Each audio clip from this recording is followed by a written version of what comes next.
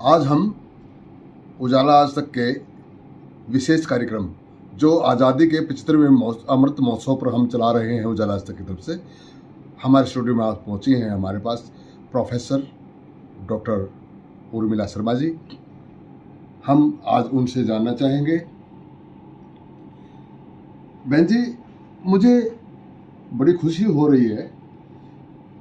और हमारा कार्यक्रम भी ऐसा है कि जिसमें हम कुछ ऐसे लोगों को चुन रहे हैं स्पेशल, चाहे वो पॉलिटिकल ग्राउंड के हों, चाहे वो सोशल ग्राउंड के हों या शिक्षाविद हों।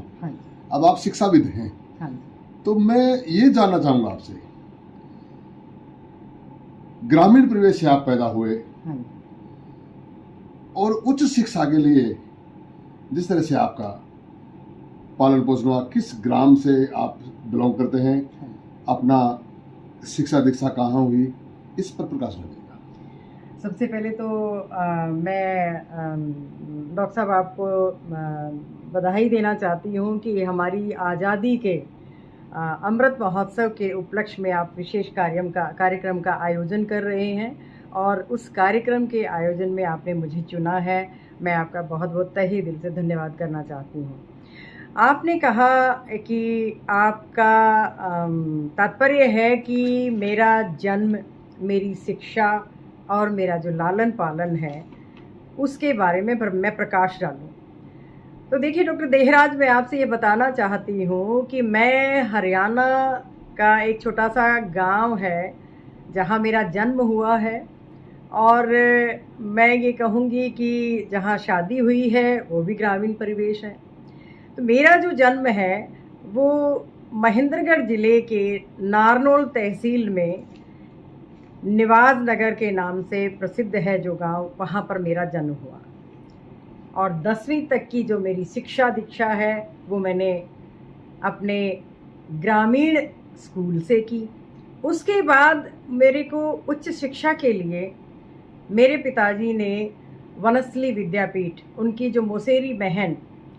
उन्होंने उनको गाइड किया कि बे तुम इस बच्ची को वनस्थली विद्यापीठ भेजो और उच्च शिक्षा के लिए इसे आगे घर से बाहर भेजो, इसकी पढ़ाई लिखाई करवाओ। क्या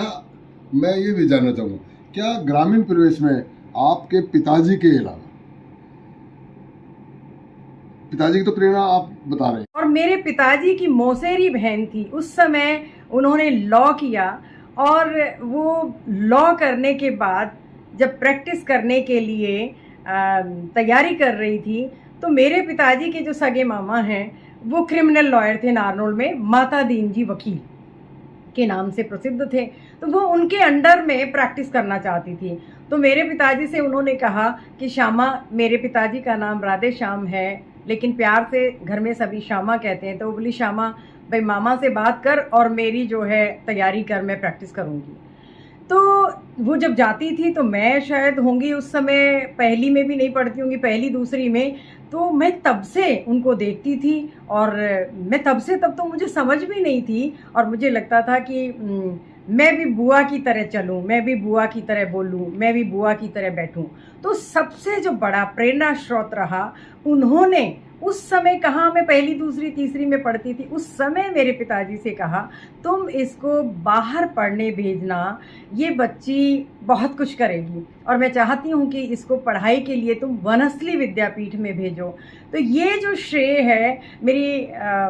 जिनको हम घर में बाला के नाम से बोलते थे, बाला नाम है उनका घर का, तो हम भी बाला बुआ ही कहते हैं, सुषमा बुआ कभी नहीं कहते। तो बाला बुआ ने जब उनको ये कहा कि तुम चाहते हो ना कि तुम्हारी बेटी भी हमारी जैसी बने और जो दूसरी महिला ऑफिसर्स हैं, पॉलिटिशियंस हैं, उन जैसी बने, तो तुम इसको बाहर भेजो। तो मेरे पिताजी ने मुझे बाहर भेजने की योजना बनाई और मुझे वनस्थली विद्यापीठ में बाला बुआ के कहने से मुझे दाखिला दिलवा दिया गया। जिस चुनौती की बात कही, मैं बिल्कुल आपकी बात को स्वीकार करती हूँ और इसमें कोई दो राय नहीं है कि उस ज़माने में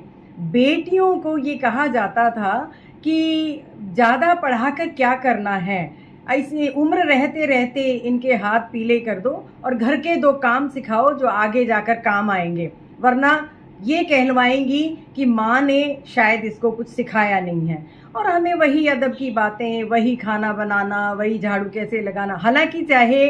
मेरी दादी की जो एक बहुत प्रैक्टिकल बात थी वो ये थी, चाहे घर में काम करने वाले थे लेकिन फिर भी कहती थी कि नहीं, इनको काम सिखाओ, क्योंकि इनको यहाँ अगर मान लीजिए काम करने वाले हैं, मदद मिल रही है, तो ज़रूरी नहीं है कि जहाँ ये आगे घर जाएंगी वहाँ भी इनको कोई आगे डोमेस्टिक हेल्प मिलेगी, तो इसलिए इनको हर काम आना चाहिए। तो आप को क्या बताएं, मुझे कहते हुए बड़ी खुशी भी होती है कि हमने बड़े बचपन से ही जो हमारे ग्रैंड पेरेंट्स ने कहा वो सब काम सीखे और हम पढ़ने गए। सबसे बड़ी चुनौती देखिए कि मेरे पिताजी के सामने ये थी कि वो अपनी दादी को, अपनी माँ को कैसे मनाएं, कैसे कहें कि मैं इसको बाहर भेजना चाहता हूँ। और यह आप अच्छे से जानते हैं कि हमारे परिवार में जो बड़े कह देते थे वो बात सबको मान्य होती थी। अब अगर उन्होंने कह दिया नहीं जाना तो फिर बच्चे को भेजना नहीं है। तो बड़े ही अदब से, बड़े ही तरीके से उन्होंने कहा कि अरे बाला कह रही थी कि उर्मिल को तो वहाँ पढ़ने भेज दो, और माँ तू चाहती है ना कि ये भी बाला की तरह बोले, ये भी बाला की तरह रहे और एक ग्रामीण परिवेश से निकलकर पढ़े लिखे श्रेणी के जो लोग हैं उनमें जाकर खड़ी हो, तो ये चाहती है कि इसको भेज दें। तो मेरी जो दादी, मेरी माँ इतना एडमायर करती थी उनको कि उनके कहने से उन्होंने मुझे वहाँ पढ़ाई के लिए हाँ कर दी और मैं वनस्थली चली गई। कुल मिलाकर आपने चुनौतियों का पार पाया जी। अब मैं ये कहना चाहूँगा, जिस तरह से आप पूर्व विदेश मंत्री सुषमा स्वराज की भतीजी भी हैं और SGT श्री तेग बहादुर यूनिवर्सिटी में आप लॉ डिपार्टमेंट में कार्यरत हैं,